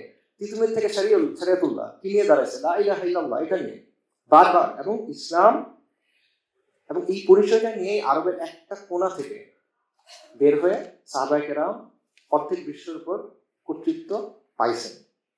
কায়েম করেন পাইছেন, আল্লাহ দিয়েছেন তাদেরকে এটার কারণে। সো আত্মপরিচয় হিসেবে ইসলামকে আঁকড়ে ধরা, এটা ছাড়া আমি মনে করি আর কোনো সলিউশন আসলে নাই আমাদের জন্য। এটা যখন আমরা বলি তখন একটা প্রশ্ন আছে, কয়েকটা প্রশ্ন আছে। একটা প্রশ্ন হলো যে তাহলে লোকাল বাঙালি পরিচয় কি হবে? আরেকটা প্রশ্ন আসবে যে এভাবে কি একটা পরিচয় জাস্ট গ্রহণ করা যায় কিনা? আরেকটা প্রশ্ন আসতে পারে যে অন্য ধর্মের যারা আছে তাদের কি হবে? তারা তো মুসলিম হইতে হবে, আপনি জোর করে তাদের মুসলিম বানাইতে যাচ্ছে এরকম কিছু। এই প্রশ্নগুলো আসলে ওইভাবে কোনো প্রবলেমেটিক ইস্যু আসলে না। কেন না? সেটা হলো প্রথম প্রশ্নের কথা চিন্তা করেন যে লোকাল বাঙালি পরিচয় কি হবে। এই প্রশ্ন উত্তর আমরা অলরেডি দিয়ে দিচ্ছি যে ইসলাম দীনুল ফিতরা, যেটা সাথে সাংস্কৃতিক এটা আপনি গ্রহণ করেন, কোনো প্রবলেম নেই। ভাষাভিত্তিক বাঙালি পরিচয়, অঞ্চলভিত্তিক বাঙালি পরিচয়, জাতি গোষ্ঠীগত বাঙালি পরিচয় গ্রহণ করেন, নো প্রবলেম। শরিয়ার সীমার মধ্যে বৈচিত্র্যের সুযোগ ইসলামে আছে। শিক্ষার ক্ষেত্রে উর্ফের ব্যাপারে উর্ফকে গ্রহণ করা হয়, উর্ফকে আমলে নেওয়া হয়। কাজে আপনাকে আরব হয়ে যেতে এটা কিন্তু বলে নেই, আপনি আরব হয়ে না, কোনো সমস্যা নেই। কিন্তু আপনি শরিয়ার সীমার ভেতরে থাকেন, সুন্নাহকে প্রাধান্য দেন, যেটা হারাম ওটা ছেড়ে দেন, যেটা বিদা ওটা ছেড়ে দেন। যাচ্ছে এই প্যারামিটারের আন্ডারে আপনি যা ইচ্ছা করে দেখুন, কোনো সমস্যা নেই। সো ইসলাম এখানে অ্যাকোমোডেটিং। ইসলাম যেমন ওভারথ্রো করতে পারে, ইসলাম অ্যাকোমোডেট করতে পারে। সো আপনি এখানে কোনো প্রবলেম নেই। ইসলাম গ্রহণ করলে আপনার স্থানীয় পরিচয় মুছে যাবে, আপনি আর বাঙালি থাকতে পারবেন না, আপনার বাংলা ভাষা থাকবে না, এগুলো ননসেন্স কথাবার্তা। আপনি থাকেন, কোনো প্রবলেম নেই। এবং আল্লাহ বনি আদমকে তো বৈচিত্র্য সহ সৃষ্টি করছেন। আচ্ছা, এটা হলো একটা বিষয়। আরেকটা হলো যে জাস্ট এভাবে পরিচয় কি তৈরি করা যায়, এভাবে গ্রহণ করা যায়? পরিচয় কি পোশাকের মতো আমি একটা পরিচয় গ্রহণ করবো? আচ্ছা, এখানে আসলে অনেক একাডেমিক আলোচনা করার সুযোগ আছে, বাট সহজ অ্যান্সার হলো যে হ্যাঁ, পরিচয়ের ব্যাপারটা আসলে এরকম। যেমন ধরেন একজন রাষ্ট্রবিজ্ঞানী আছে বেনেডিক্ট অ্যান্ডারসন, এবং একটা বিখ্যাত বই আছে ইমাজিন কমিউনিটিস, এটা হলো ন্যাশনালিজম নিয়ে। ওটার মূল বক্তব্য হলো যে এই যে আধুনিক জাতি রাষ্ট্র কেন্দ্রিক যে পরিচয়গুলা, বাংলাদেশি, ভারতীয় বা এটসেট্রা, ইংলিশ, জার্মান এটসেট্রা, এইগুলো আসলে মানুষের বানানো কিছু পরিচয়, কৃত্রিম পরিচয়। এবং মানুষ এগুলো নিজেদের বিশ্বাস এবং স্বার্থ অনুযায়ী তৈরি করে। এবং একই কথা আপনার ফ্রান্স ফলোয়ার নাম অনেকে শুনতে পারেন, পোস্ট কলোনিয়াল থিঙ্কার, তার একটা কথা আছে যে উনি একটা কনসেপ্টের কথা বলছে, এটা ন্যাশনাল কনসিয়াসনেস। ঠিক আছে, ন্যাশনাল কনসিয়াসনেস মানে কি? যে যখন একটা দেশ উপনিবেশবাদ থেকে মুক্ত হবে, মানে কেউ এসে তাকে দখল করে রাখছিল সেখান থেকে মুক্ত হবে, তখন একটা নতুন আইডেন্টিটি ক্রিয়েট করে তার এখান থেকে বের হতে হয়। মানে এখানে আইডেন্টিটি ক্রিয়েশনের কথাটা আছে, যে আইডেন্টিটি ক্রিয়েট করতে হয়, যেটা তৈরি বিষয়। সহজভাবে বলি, এটার মানে হলো আধুনিক যে পরিচয়গুলো আছে এগুলো অলরেডি কৃত্রিম পরিচয়, এগুলো অলরেডি মানুষের বানানো পরিচয়। ঠিক আছে, এগুলো আর্টিফিশিয়াল কনস্ট্রাক্ট, এবং মানুষ এগুলো তার বিশ্বাস ও স্বার্থ অনুযায়ী তৈরি করে। এবং এই যে পরিচয় নির্মাণের যে প্রক্রিয়া, এটা কখনো নিরপেক্ষ হয় না। এখানে স্বার্থের একটা ভূমিকা থাকে, এখানে রাজনৈতিক হিসাব নিকাশ থাকে, এখানে সমাজের একটা ভূমিকা থাকে, অর্থনৈতিক থাকে, এরকম অনেক কিছু থাকে। এবং এটা সোশিওলজিতে, অ্যানথ্রোপোলজিতে এটা একসেপ্টেড কথা, এটা আমার কথা না, একাডেমিতে একসেপ্টেড কথা। তো পয়েন্টটা কি? পয়েন্টটা হলো যে আপনি একটা পরিচয় তৈরি করে এটা গ্রহণ করছেন অলরেডি, সেটা হলো বাঙালি পরিচয়। এটা আমি অলরেডি দেখাইলাম আপনাদেরকে, যে একটা তৈরি করা পরিচয় আপনি গ্রহণ করছেন, আপনি মনে করছেন এটা সর্বজনীন, এটা চিরন্তন, সারা জীবন মনে এরকম ছিল। আদম আলাইহিস সালাম যখন পৃথিবীতে আসছে তখন মনে এটা ছিল না, এটা মানুষ তৈরি করে গেছে, এবং খুব বেশি দিন হয় না তৈরি করে গেছে। এবং এটাকে ইউজ করে বারবার আপনাকে অপর বানানো হচ্ছে, বারবার আপনাকে বহিরাগত বলা হচ্ছে, বারবার আপনাকে উগ্রবাদী বলা হচ্ছে, বারবার আপনাকে ভিনদেশি খারেজি বলা হচ্ছে, আপনাকে রাজাকার বলা হচ্ছে, মৌলবাদী বলা হচ্ছে, কাশিবাদী বলা হচ্ছে। এই সবকিছু এই পরিচয় দিয়ে হয়েছে, যেটা কিছু মানুষ তৈরি করে আপনাদের উপর চাপাই দিচ্ছে। কাজেই সচেতন ভাবে ইসলামকে এক্সক্লুড করে পৌত্তলিকতার সাংস্কৃতিক রূপ হিসেবে যদি একটা পরিচয় গ্রহণ করা যায়, তাহলে উল্টাটা কেন করা যাবে না? কেন ইসলামকে ধরে আপনি একটা পরিচয় গ্রহণ করতে পারবেন না? ওইটা করা এটা আপনি কেন পারবেন না? প্রবলেমটা কোন জায়গায় আসলে? পরিচয় যদি কনস্ট্রাক্টেডই হয়, পরিচয় যদি মানুষের বানানোই হয় এই ধরনের পরিচয়, তাহলে আপনি সঠিক ভিত্তির উপর পরিচয় বানান, ফালতু ভিত্তি বাদ দিয়ে। প্রবলেম কই? এবং এটা কিন্তু উদাহরণ আছে, আমি একটা সহজ উদাহরণ দিই বোঝার জন্য। পরিচয় সংস্কৃতি যে মানুষ তৈরি করতে পারে, একটা এক্সাম্পল হলো বাংলাদেশে বর্তমানে পুরুষদের প্রধান পোশাক কি বলেন?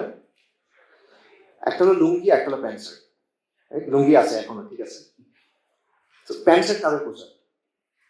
প্যান্ট শার্ট বাঙালিদের পোশাক? প্যান্ট শার্ট এখানকার মানুষের পোশাক ছিল না, এটা ইউরোপিয়ানদের একটা পোশাক, ফিলিপিনদের পোশাক, রাইট?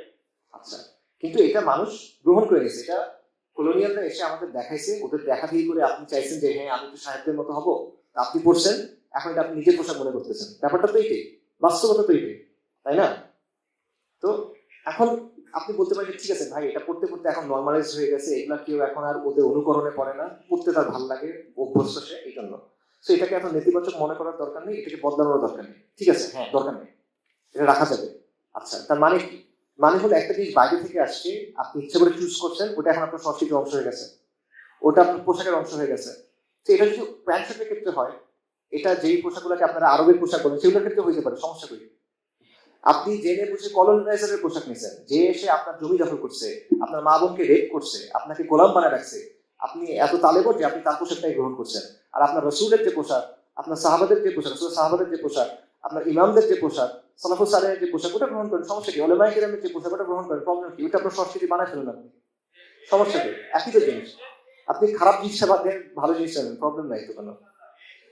তো ইসলাম এখানে আসলে যে প্রবলেম কথাগুলো বলে, এগুলো আসলে প্রবলেম না। আরেকটা কথা যেটা বলা হয় যে অমুসলিমদের কি হবে, আমরা কি জোর করে মুসলিম বানাবো? না, তাদের জোর করে মুসলিম বানানোর কিছু নেই।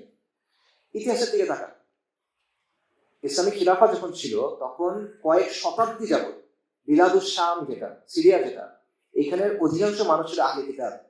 কয়েক শতাব্দী যাবত আহলে কিতাব ছিল, তারা ভালো মতো থাকছিলেন, কোনো প্রবলেম হয়নি। আন্দালুসে আহলে কিতাব অনেক ছিল, কোনো প্রবলেম হয়নি, তারা নিরাপত্তার সাথে থাকছে, সালামতের সাথে থাকছে, এবং এই উপমহাদেশে লম্বা সময় পর্যন্ত থাকছে। এবং এখানের শাসকরা এত বেশি অ্যাকোমোডেট করছে এখানকার পর্তুগিজদের, যে অনেক সময় তারা সেরিয়ার সীমা ছাড়া চলে গেছে, এত বেশি অ্যাকোমোডেট করছে। এগুলো বাস্তব। এবং উসমানীদের সময় দেখেন, উসমানীদের একটা সিস্টেম ছিল মিল্লেত সিস্টেম বা মিল্লেত স্ট্রাকচার। সেটা হলো যে যারা বিভিন্ন কমিউনিটি আছে তারা নিজেদের সালিশ করতে পারবে তাদের শরীয় অনুযায়ী। ইহুদিরা ফর এক্সাম্পল তাদের শরীর নিয়ে নিজেদের ভেতরে সালিশ করতে পারবে, বিচার করতে পারবে। আধুনিক রাষ্ট্র তাকে এই সুযোগ দেয় না, কিন্তু সেরিয়া তাকে এই সুযোগটা দিবে, তাদের বিষয়ে তারা ভাবে সমাধান করতে পারবে। এবং তাদেরকে আহলুল জিম্মা হিসেবে সে থাকবে। সমস্যা কোন জায়গায়? তার বর্তমান রাষ্ট্র যে পরিমাণ ট্যাক্স নেয়, তার এরকম কোনো কিছু করতে হবে না, সে জাস্ট জিজিয়া দিবে। বর্তমান রাষ্ট্রে তার কোনো ডিউটিও নেই, যুদ্ধ করার দরকার নেই, এটা নাই সেটা নাই, জাস্ট জিজিয়া, আর কোনো কিছু তো নেই। ট্যাক্সের তুলনায় ফার লেস অ্যামাউন্ট তার দিতে হবে, এবং এর চেয়ে বেটার এই সে পাবে শরিয়া থাকলে। তবে শরিয়া থাকতে হবে, শরিয়া না থাকলে প্রবলেম আছে। শরিয়া না থাকলে যেটা হবে, সেকুলার পলিটিশিয়ান যারা আছে তারা রাজনৈতিক স্বার্থে দাঙ্গা লাগাবে। এটা প্রমাণ আমাদের সামনে অনেক আছে। সে নিজে কোনো দিন মানে না, ধর্মের কোনো কিছু নাই, করতেছে সেকুলার পলিটিক্স, বাট সে এগুলো ইউজ করে সেকুলার পলিটিক্সের জন্য, এটা বাস্তব। আরেকটা যেটা হয়, জমি দখল করবে, এক্সপ্লয়েট করবে, এই জিনিসপত্রগুলো হয় বাস্তব এটা। এবং শরিয়া না থাকলে যেটা হবে, মুসলিম সমাজের মধ্যেও অনেক ধরনের মেজরিটেরিয়ান টেন্ডেন্সি থাকবে, যেটার কারণে বিশৃঙ্খলা হবে। এগুলো শরিয়াটা থাকবে, শরিয়া থাকলে এই প্রবলেমগুলো হবে না ইনশাআল্লাহ। সো মূল বিষয়টা হলো যে এই প্রবলেমগুলো যে বললাম, এগুলো আসলে এত বড় কোনো প্রবলেম না। প্রবলেমটা কোন জায়গায়? প্রবলেমটা হলো যে সেকুলারিজমও একটা প্রতিষ্ঠিত শক্তি, বাঙালি পরিচয়টা একটা প্রতিষ্ঠিত শক্তি। দুইটাকে একসাথে ট্যাকেল করার ক্ষেত্রে আমাদের মধ্যে একটা ভয় কাজ করে। ঠিক আছে, একটাকে ট্যাকেল করি, বাঙালি পরিচয়টা ট্যাকেল করি, কিন্তু সেকুলারিজমকে আঁকড়ে ধরে করি, একসাথে দুটোর বিরুদ্ধে যাওয়া আসলে ঠিক হবে না। সো যারা অলরেডি আগে থেকে সেকুলারিজমের প্রতি কমিটেড, তারা অবশ্যই বিভিন্নভাবে সেকুলার পরিচয় আনবে, লালন পন্থা বলেন বা অন্য কোনো পন্থা বলেন, এইভাবে সে ওটাই আনবে। কিন্তু যারা ইসলামের প্রতি ইনক্লাইন, তাদের ক্ষেত্রে যেটা হলো যে যখন ইসলামকে আঁকড়াই ধরার কথাটা আসে, পরিপূর্ণভাবে ইসলামকেই ধরবো, অন্য কিছু না, তখন তারা একটু থমকা যায়। Because they think it's a daunting task, এটা কোনো কঠিন একটা কাজ মনে হয়। বাট আসলে ব্যাপারটা এতটা কঠিন না, এটা আমাদের মনের মধ্যে একটা সমস্যা। যে এবং এর বাইরে আসলে আমাদের সামনে অন্য কোনো পথ খোলাও নাই, আর কোনো আইডেন্টিটি নাই যেটা আপনি গ্রহণ করতে পারবেন, যেটা আপনাকে এই সমস্যাগুলোর সমাধান দিবে। আপনারা লালনপন্থী হবেন না, আপনার কাওয়ালিপন্থী হবেন না, বা হলেও আসলে আপনি প্রবলেমগুলোর সমাধান করতে পারতেছেন না আলটিমেটলি। সো লং রানে আমাদের যদি আত্মপরিচয়ের সংকটটা কাটাইতে হয়, ওই আসাবিয়া আমাদের দরকার হয়, যেটা কথা ইবনে খালদুন বলতেছেন, বা কালেকটিভ কনসিয়াসনেস বলেন বা ফলস ক্রাইস্ট বলেন, যেটাই বলেন, এটার জন্য একমাত্র সমাধান হয় আপনার মুসলিম পরিচয়টাকে আঁকড়ে ধরতে হবে এবং আপনার ইসলামকে আঁকড়ে ধরতে হবে। এবং তখনই আপনি বিদ্যমান সংকটগুলো মোকাবেলা করতে পারবেন, তখনই আপনি একটা সভ্যতা হিসেবে তৈরি করার, সমাজ হিসেবে শক্তিশালী সমাজ হিসেবে তৈরি করার সুযোগটা পাবেন, তখন। এর আগে পারবেন না, এর ছাড়া পারবেন না। এবং বর্তমানে যে বাঙালি পরিচয়টা আছে, পলিটিক্যাল বাঙালি পরিচয় আছে, এটা আমাদেরকে প্রত্যাখ্যান করতে হবে। কারণ এটা জাস্ট একটা পরিচয় না, এটা একটা বয়ান, এটা একটা রাজনীতি। এটা হলো ওই বয়ান যেটা দিয়ে দেশের 90% মানুষকে রাজাকার বানায় দেওয়া যায়। এটা হলো ওই বয়ান যেটা দিয়ে নবী সাল্লাল্লাহু আলাইহি ওয়াসাল্লামের অবমাননাকারীদের বিরুদ্ধে শান্তিপূর্ণ প্রতিবাদ করতে আসছে, তাদের উপর ম্যাসাকার চালানো যায়, সকালবেলা তাদেরকে বলা যায় তাণ্ডবকারী। এটা হলো ওই বয়ান যেটা দিয়ে নির্বিচারে আন্দোলনের সময় সহিংসতা করা যায়। এটা ওই বয়ান যেটা দিয়ে আবরার ফাহাদকে পিটায় মেরে ফেলা যায়। এবং এটা হলো ওই বয়ান যেটার মাধ্যমে মুজিববাদ প্রতিষ্ঠিত হয়। 75 সালের পর আওয়ামী লীগ ফিরে এসে আওয়ামী জাহেলিয়াত 16 বছর আপনার উপর চাপা দিতে পারে, এটা ওই বয়ান। এবং এটা ওই বয়ান যেটার কারণে মোদির বিরুদ্ধে আপনি রাস্তায় নেমে জাস্ট আন্দোলন করছে, আর কিচ্ছু করে নাই। এইটার জন্য মসজিদে ঢুকে মুসল্লিদের পেটানো হয়, দাড়ি টেনে ছিঁড়া হয়, আলেমুল আমাদের জেলে দেওয়া হয়, সেটা না, তাদের চরিত্র হরণ করা হয়, ধর্ষণের মামলা দেওয়া হয়। এটা বাঙালি বয়ানের অবস্থা, ঠিক আছে? সো এবং এটা আলটিমেটলি ওই বয়ান যেটার মাধ্যমে ভারতীয় সম্প্রসারণবাদী যে এজেন্ডা আছে এটা শক্তিশালী হয়। সো এই বয়ানের ভিতরে এবং এই পরিচয়ের মধ্যে আপনি সবসময় বাইরের লোক, আপনি সবসময় সেকেন্ড ক্লাস সিটিজেন। এটা আপনি চেরি পিকিং করে এখান থেকে নিবো, এখান থেকে নিবো, বা কিছু এখানে রং করবো, এখানে করবো, এইভাবে হবে না। এটা সমাধান করতে পারবেন না। আপনি এগুলোর ইসলামাইজেশন করতে পারবেন না। আপনি ভাবতেছেন যে আপনি 21 ফেব্রুয়ারিতে নাচ গাইবেন, আপনি ভাবতেছেন যে আপনি পহেলা বৈশাখে কাওয়ালি গাইবেন, আপনি ভাবছেন আপনি 16 ডিসেম্বরে নাসিক বানাবেন, লাভ নাই, এর করে কোনো লাভ নেই। আপনার উদ্দেশ্য যতই শুদ্ধ হোক, আপনি মূলত কি করছেন, তার যে হেজেমনি আছে, তার যে আধিপত্য আছে, তার যে বয়ান আছে, সেটাকে শক্তিশালী করতেছেন এবং ওটাকে বৈধতা দিচ্ছেন। আপনি চ্যালেঞ্জ করতে পারবেন, আপনি ওটাকে বৈধতা দিচ্ছেন। এখানে শরিয়া আপত্তি তো আছে, শরিয়া আপত্তি অনেক এখানে, বাকি এটা আকলি ভাবে এটা ঠিক না। দীর্ঘমেয়াদে এটা ফলাফল খুবই ক্ষতিকর। এবং একটা কাজ আগে বলছি, আবারও বলছি, নেক নিয়তে আপনি ভুল কাজ করেন, ইখলাসের সাথে ভুল কাজ করেন, আচ্ছা ভুল, ঠিক আছে না? সো আত্মপরিচয়ের বিকল্প একটা বয়ান যদি আপনি তৈরি করতে চান, এটা আপনার করতে হবে তার নিয়ন্ত্রণ থেকে বাইরে হয়ে, তার জমি থেকে বাইরে এটা করতে হবে, তাকে চ্যালেঞ্জ করে এটা করতে হবে, তার সাথে মানে হ্যান্ডশেক করতে করতে আপনি পারবেন না। এটা দ্বন্দ্ব, এটা আদর্শিক দ্বন্দ্ব, এটা একটা লড়াই এটা। এবং প্রতিপক্ষের আধিপত্যকে যদি আপনি চ্যালেঞ্জ করতে চান, তাহলে এই বাঙালি এবং বাঙালিত্বের যে ধারণা, এটাকে প্রত্যাখ্যান করতে হবে, যদি কিন্তু ছাড়া ফুল অন করতে হবে। তা না হলে আপনি এটা করতে পারবেন না। আপনি যদি খেলেন, আপনি কেন খেলবেন? জিতার জন্য খেলবেন না ড্র করার জন্য খেলবেন? নাকি সম্মানজনক পরাজয়ের জন্য খেলবেন? মানুষ মানে সম্মানজনক পরাজয়ের জন্য খেলবেন কিনা, এটা হলো সম্মানজনক পরাজয়ের জন্য খেলা, ইসলামাইজ করার চেষ্টাটা। দেখেন, ফিরিঙ্গি আপনার সাথে মাতবুরি কখন করবে? যখন আপনি তার বাসায় গিয়ে স্পুন আর ফর্ক দিয়ে খাওয়ার চেষ্টা করছেন, কাঁটা চামচ আর এই চামচে খাওয়ার চেষ্টা করছেন, যখন আপনি তার মধ্যে টাই করার চেষ্টা করতেছেন, তার মধ্যে স্যুপ বানানোর চেষ্টা করছেন, তখন সে আপনার সাথে মাতবুরি করবে, ঠিক আছে?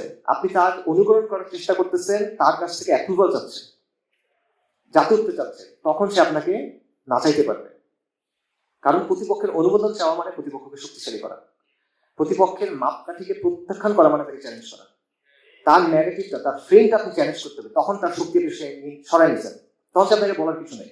এই তুমি লুঙ্গি পরে আসছো কেন, তুমি স্যুট পরে আসছো কেন, এটা আমার পোশাক, সমস্যা করি, ঠিক আছে? তো এই মাতবরির সুযোগটা তার কাছ থেকে সরাই দিতে হবে। এই বাঙালি সংস্কৃতির জমিদার যারা আছে, এদের কাছ থেকে জিনিসটা সরাই নিতে হবে। তাকে অনুমোদন দেওয়ার দরকার নেই, তার কাছে নমনম হওয়ার দরকার নেই, এখান থেকে বের হয়ে আসতে হবে আপনার। এবং এই জন্য যেটা করতে হবে, যে মুসলিম পরিচয়টা আঁকড়ায় ধরতে হবে এবং ইসলামটাকে প্রপারলি আঁকড়ায় ধরতে হবে। এটার বাইরে আসলে আলটিমেটলি এই আত্মপরিচয় সংকট সমাধানের কোনো ওয়ে আমি দেখি না। ফাইনাল কথা বলি, সেটা হলো যে দেখেন, বাংলা আমাদের ভাষা, এটা আমাদের মাটি, এই জমিনটা আমাদের, এই জবানটা আমাদের, এটা নিয়ে আমাদের মধ্যে কোনো হীনমন্যতা নাই, এটা নিয়ে আমাদের মধ্যে বিন্দুমাত্র হীনমন্যতা নাই। আমরা এই জমিনের সন্তান, এখানে আমাদের ইতিহাস আছে, এখানে আমাদের নারী লেগে আছে, এখানে আমাদের অতীত বর্তমান ভবিষ্যৎ লেগে আছে। কিন্তু এটাকে আমি যে ভালোবাসি, এটার প্রমাণটা আমি কোনো জমিদারকে দিব না, তার কাছে গিয়ে এটা প্রমাণ দেওয়ার আমার কোনো প্রয়োজন নাই। এবং আমরা এটা বুঝতে হবে যে এই ভূখণ্ডের অস্তিত্ব বলেন, বা আপনি আপনার ইমান বলেন, বা আপনি আপনার ভবিষ্যৎ বলেন, আপনার সমাজকে বলেন, এটাকে যদি আপনি টিকায় রাখতে চান, তাহলে আপনার এই বাঙালিত্বের যে বয়ান, বাঙালি জাতীয়তাবাদের যে বয়ান, বাঙালি আনার যে পরিচয়, এটাকে আপনার যদি কিন্তু ছাড়া প্রত্যাখ্যান করতে হবে। গাজী ইমাদুদ্দিনের উত্তরসূরিরা এখনো পৃথিবীতে আছে, ঠিক আছে? আর বাঙালি পরিচয় নিয়ে আছে, আমরাই তো আছি এখানে, তাই না? তো আপনার প্রয়োজন নাই তাদের কাছে গিয়ে মাথা নিচু করে তার কাছ থেকে অ্যাপ্রুভাল নেওয়া। এই মাটিটা নিয়েও আমরা গর্বিত, এটার ইতিহাসটা নিয়েও গর্বিত, এই পরিচয় নিয়েও আমরা গর্বিত, এটাগুলো কোনোটা আমরা ছাড়ার কথা বলতেছি না। কিন্তু যদি আপনি আমার সামনে এইভাবে জিনিসটা প্রেজেন্ট করেন যে তুমি হয় বাঙালি হবা অথবা তুমি ইসলামের এই জিনিসটা ছাড়বা, আপনি যদি আমার এই বাঙালিকে আল্লাহর সামনে দাঁড় করাতে চান, আমি প্রতিবার কোনটা গ্রহণ করব? ইসলামকে গ্রহণ করব। আপনি যদি এই পরিচয়কে, এই সংস্কৃতিকে, এই ভাষাকে আপনি এইভাবে নিয়ে আসেন যে এটা অথবা ওটা, আমি কোনটা গ্রহণ করব? ইসলাম গ্রহণ করব। আপনি যদি আমার দিনকে বাদ দেওয়ার কথা বলেন, তাহলে আমি কোনটা গ্রহণ করব? আমার দিন আমি গ্রহণ করব। দিল্লি না ঢাকা? ঢাকা। কলকাতা না বাংলা? বাংলা। লালন না শাহজালাল? বাঙালি নাকি মুসলিম?